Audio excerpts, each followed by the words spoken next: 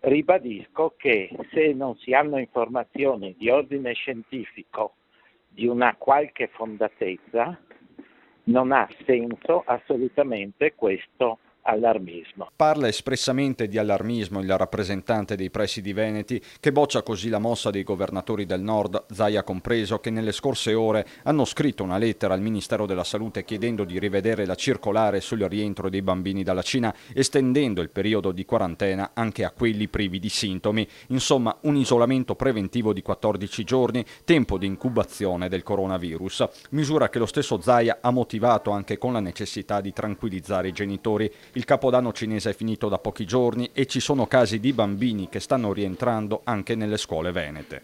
Chiediamo al Ministro di valutare l'opportunità di adottare delle misure particolari in questi casi. Sono pochi casi, però ci vengono segnalati senza alcuna volontà di ghettizzazione. Ma nonostante la precisazione del governatore, la polemica è comunque servita. Non si escludono le persone da scuola, ha tuonato in queste ore il ministro dell'istruzione Lucia Azzolina, che chiede il rispetto della circolare ministeriale. Insomma, indietro non si torna. Polemico anche il segretario del PD Zingaretti, ma a pesare soprattutto la posizione dei presidi, che guardano anche al rischio di discriminazioni. Che qualcosa sia già cambiato nelle aule è più di un'impressione. Il rischio c'è, possiamo dire che non è razzismo, ma ormai gli sguardi della gente e, ahimè, gli sguardi dei ragazzi sono verso chi ha gli occhi a mandorla. E questo è un rischio, e poi per recuperarlo quanto tempo ci vorrà?